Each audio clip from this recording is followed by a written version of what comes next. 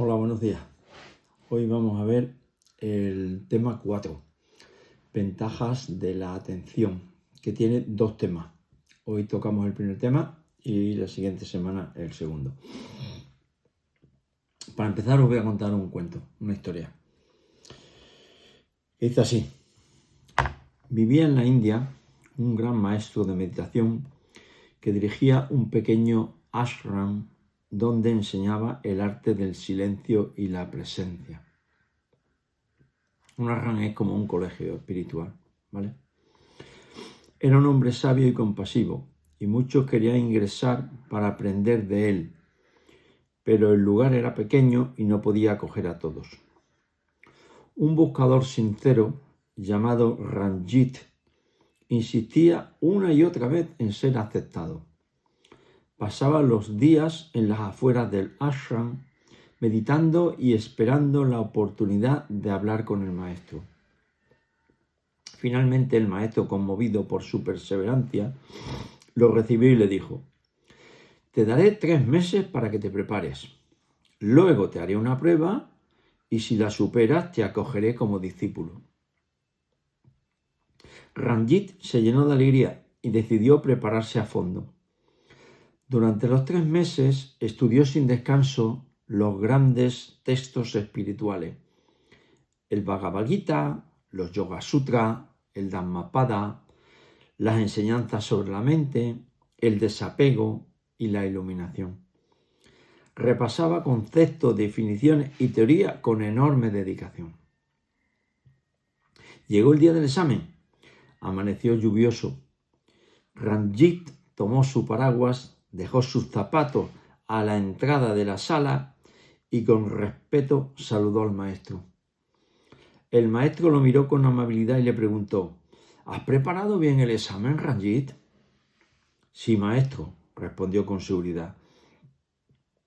He estudiado profundamente los textos más importantes, conozco sus enseñanzas y he reflexionado mucho sobre ellas. El maestro asintió lentamente y dijo: bien, solo te haré una pregunta. Si la respondes correctamente, te admitiré como discípulo. Pregunte, maestro. El maestro lo miró en silencio unos instantes y luego dijo: cuando has entrado, he visto que dejaste tu paraguas y tus zapatos fuera de la sala. Dime, ¿pusiste el paraguas a la derecha o a la izquierda de tus zapatos? Ranjit se quedó callado. Había memorizado páginas enteras de enseñanzas sobre la atención, pero no había sido consciente de un gesto tan simple. Bajó la cabeza y murmuró: no lo recuerdo, maestro. El maestro sonrió con ternura y dijo: entonces aún no estás preparado. En la meditación lo esencial no es conocer las palabras, sino ver lo que haces en el instante presente. Quien no presta atención a lo más pequeño no puede comprender lo más profundo. Luego añadió con suavidad: sigue practicando la meditación y la atención y vuelve a verme dentro de 7 años.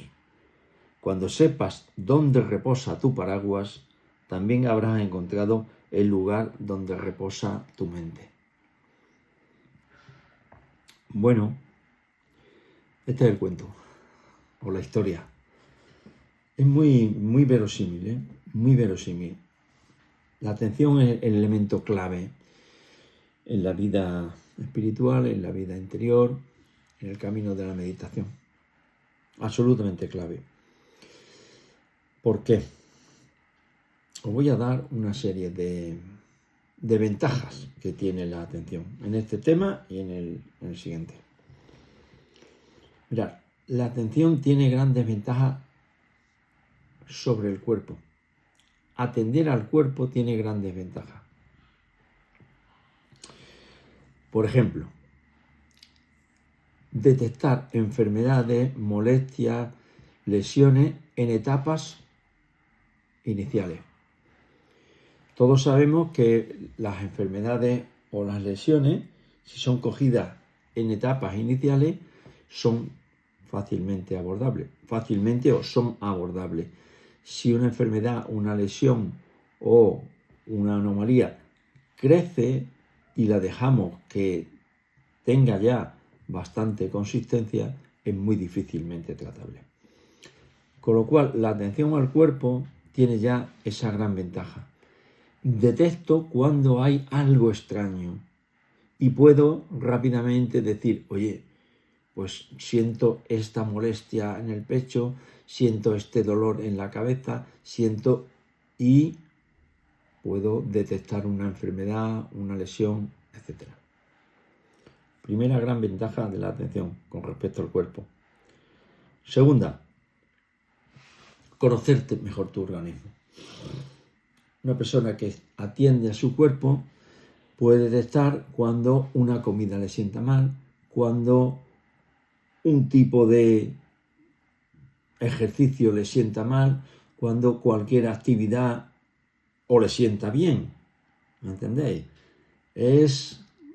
Estar atento significa conocer mejor mi organismo. Pues cuando como esto no tengo unas digestiones buenas. Cuando hago este ejercicio, qué bien me sienta. ¿Vale? Con lo cual puedo tratar mucho mejor a mi cuerpo. Vale, pasamos. Ventajas de atención a las emociones. De esto hablé en el primer tema, en el tema 0. El Dalai Lama lo explica. Las emociones y el fuego tienen mucha similitud. ¿En qué sentido? Un fuego, yo enciendo una cerilla, cojo esa cerilla y hago ¡pum! Y la apago. Pero esa misma cerilla la enciendo, la dejo aquí, sigo hablando con vosotros y cuando me di cuenta está ardiendo esta parte de atrás y ya ese fuego es difícilmente controlable. Las emociones son exactamente igual. Exactamente igual. Una emoción en una etapa inicial es fácilmente abordable. Una emoción en una etapa ya mucho más avanzada, muy controlada. Muy difícilmente de controlar, perdón. Igual que el fuego. Una ansiedad, por ejemplo, si yo me di cuenta de que me estoy empezando a poner ansioso, puedo hacer varias respiraciones, puedo cambiar la actividad, puedo realizar un ejercicio físico pero si dejo que la ansiedad avance y ya está bien crecida, es difícilmente ya abordable, ya es muy complicado, ¿vale? Por lo tanto, la atención sobre las emociones permite una gestión de las emociones mucho más eficaz. Ventajas de atención a la mente. Es parecido a la gestión emocional. Si yo en mi mente empiezo a tener ideas obsesivas o ideas repetitivas, si yo me di cuenta de ellas cuando estoy empezando, puedo rápidamente tomar riendas en el asunto y controlar esa mente desbocada. Pero si ese pensamiento obsesivo, ese pensamiento dañino ha crecido, complicado. Además, la atención a la mente provoca, ¿sabéis qué? Una mente mucho más lúcida, una mente mucho más eficaz, una mente mucho más clara y ordenada. Claro, si yo tengo una mente que mi atención soy capaz de decir, ahora atendo a esta lectura, ahora voy a atender a esta conversación, ahora voy a atender a este trabajo, y no me disperso, es como si fuera un cuchillo que es mucho más eficaz. Tiene un corte ras, porque está muy afilado, muy directo. ¿Entendéis? O es como una luz, que yo tengo una luz y si está dispersa, pues alumbra, pero no veo casi nada porque no me está alumbrando nada. Pero sin embargo, tengo una luz muy directa, enfoca a lo que sea y ahí veo claramente. Ventajas de la atención en el cuerpo. en las emociones, en la mente. Vale, pero además tiene una ventaja enorme y me permite introducir el concepto de ego, que es la siguiente. Cuando yo atiendo el cuerpo, atiendo las emociones y atiendo la mente, provoco, sobre todo con las emociones y con la mente, un distanciamiento. De hecho, en las sesiones presenciales os digo, atiende a qué estás sintiendo en este momento. Atiende qué es lo que estás sintiendo. De tal forma que tú te despegas de la emoción y ves la emoción. De tal forma que creas una distancia que te permite actuar sobre ella y sobre todo te desidentifica de ella. Tú ya no eres ansiedad, no eres tristeza, no eres alegría, no eres la emoción. Tienes la emoción porque la estás viendo. Bien, pues el ego es precisamente la identificación absoluta con nuestro cuerpo, con nuestras emociones y con nuestros pensamientos. Somos eso. Pero resulta que la meditación está provocando que yo haga un distanciamiento de esas mentes, de esas emociones. Y por ejemplo, en meditación me di cuenta que le digo a la mente, atiende a la respiración. Y la mente no hace caso. Y no solo eso, sino que la mente empieza a pensar lo que le parece. Con lo cual, soy mente, porque no me hace caso, No me hace caso. Y encima va a su bola, ¿vale? Pues el ego es la identificación absoluta con cuerpo, emociones y sobre todo con la mente. Nos identificamos con eso. Y además con dos elementos que tienen el ego que son muy cuestionables y que después con ejemplo os lo voy a explicar. El ego se ve primero como permanente. Cuando digo ego es la idea de yo. Yo digo yo. Y yo me vivo como algo permanente. Ese yo es estable, permanente, sólido. ¿Vale? Y además me vivo como algo absolutamente independiente. Como si yo me hubiera construido a mí mismo. No dependo de nada. Yo me he construido a mí mismo. Os lo explico con ejemplos para que lo entendáis mejor y veáis y pongáis en tela de juicio este concepto de ego. Mirad, yo me acerco a una persona y le digo, ¿qué ojos más bonitos tiene? Y la persona rápidamente me dice, muchas gracias. ¿Pero por qué te pones tan orgulloso? Esos ojos que tú tienes provienen de unos genes. Tú no has hecho nada para tener esos ojos. Por lo cual, ¿por qué te atribuyes? Gracias. ¿Veis? El ego es como si se considera independiente, como si se hubiera construido a sí mismo, como si sus ojos los hubiera generado, Igual que a mí, calvo. Sí, claro que soy calvo. Mi padre era calvo, mis hermanos son calvos, todo el mundo en mi familia calvo. ¿Qué iba a ser yo? ¿Melenudo? ¿Entendéis? Pero el ego no, el ego se vive como independiente.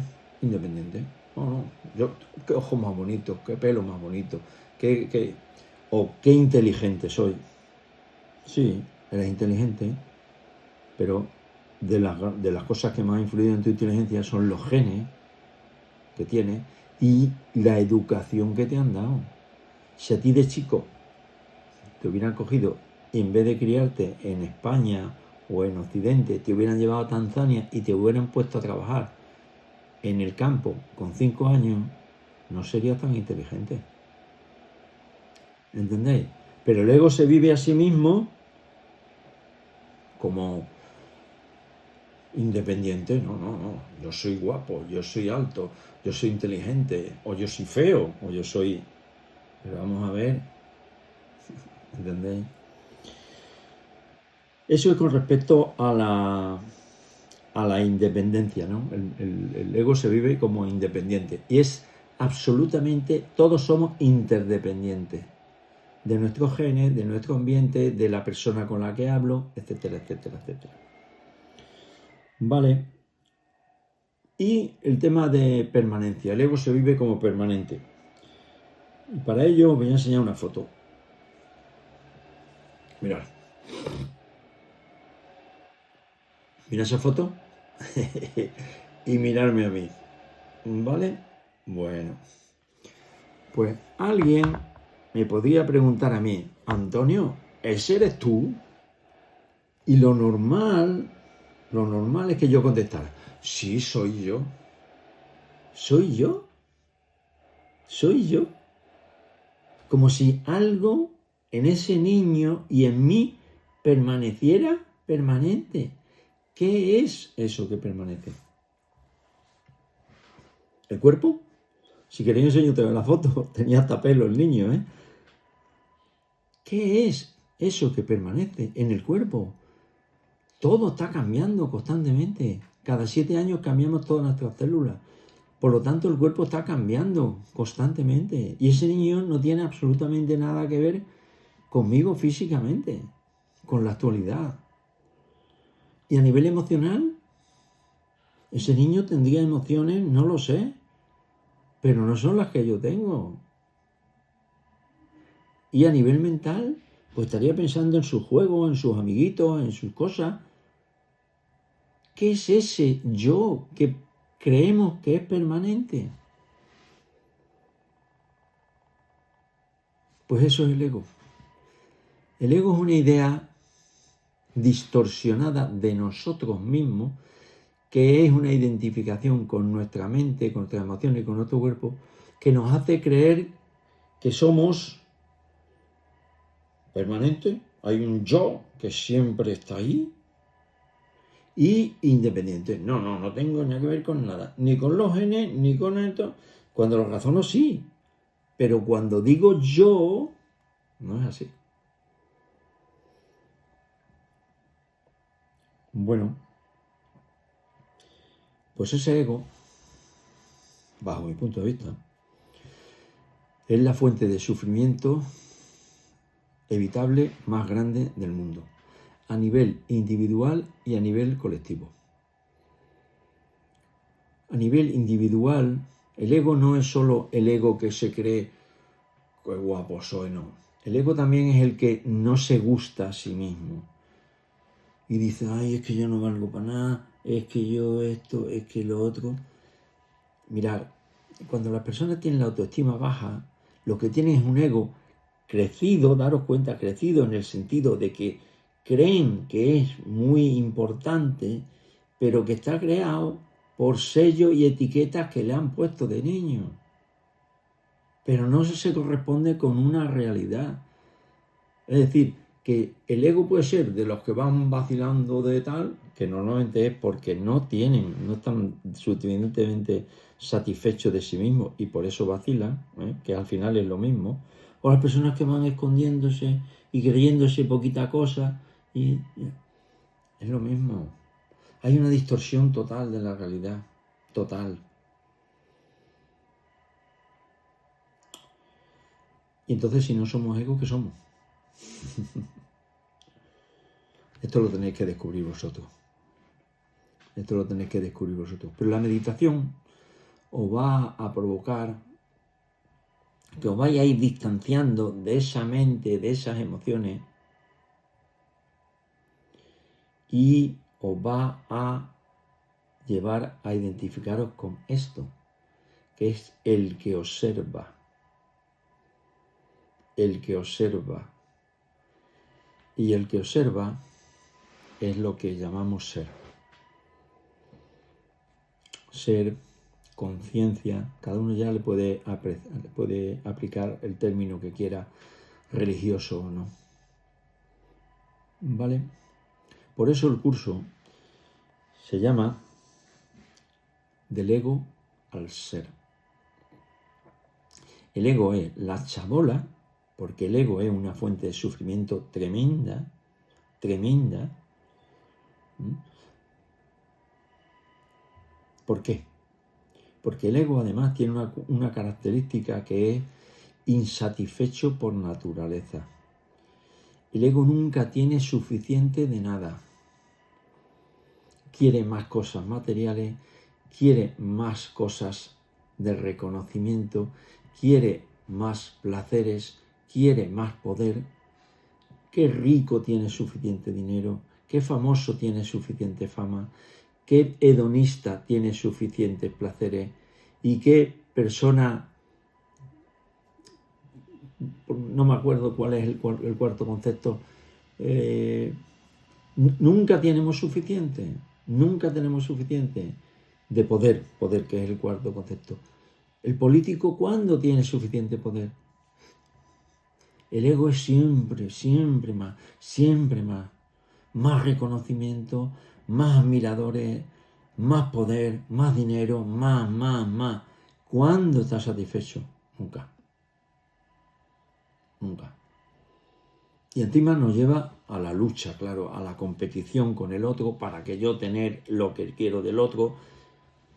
Una fuente de sufrimiento tremenda. Y el ser es el que observa. Y el ser está lleno de paz, no necesita nada. Está lleno de alegría, es pleno. Está lleno de conciencia, es conciencia pura, y está lleno de amor.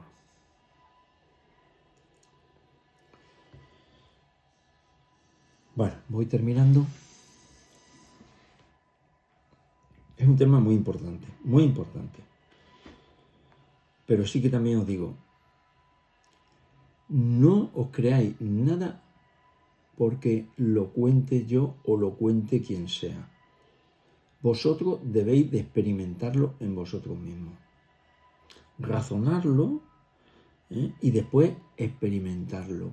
Si un día, y en meditación algún día lo vais a sentir, rozáis el ser, vais a ver que no hay nada que se le pueda comparar. Nada. Y que eso es lo que de verdad soy. Pero tenéis que ser vosotros quien lo experimentéis. Y va a ser la meditación la que os va a llevar a ello.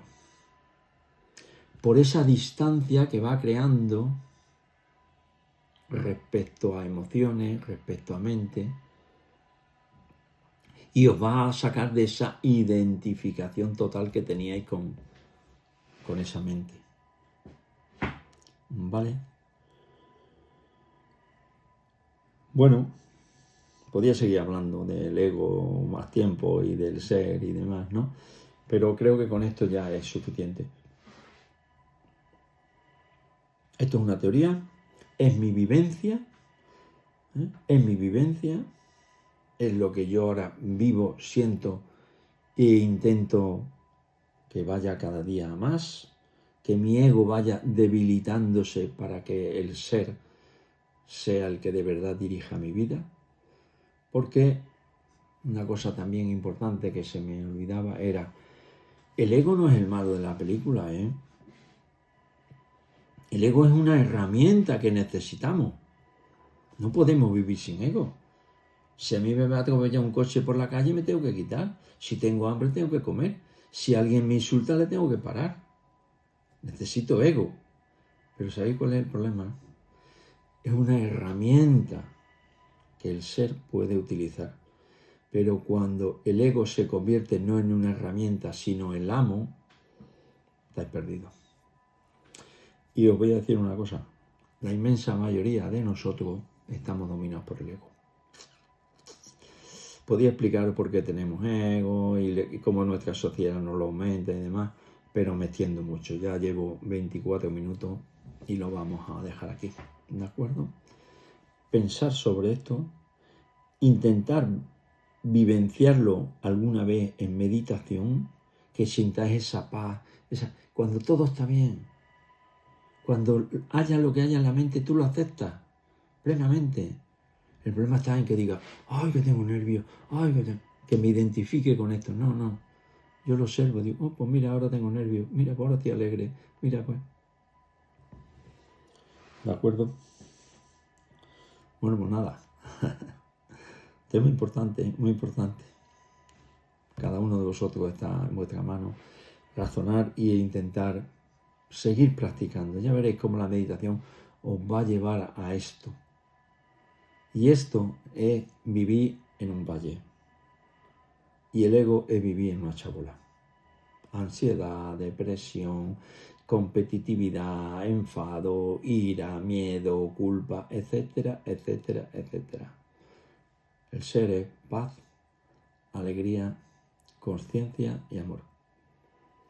Cada uno de vosotros tenéis que vivenciarlo y tomar la decisión. Yo quiero vivir en el valle. ¿De acuerdo? Bueno, un placer como siempre y namaste.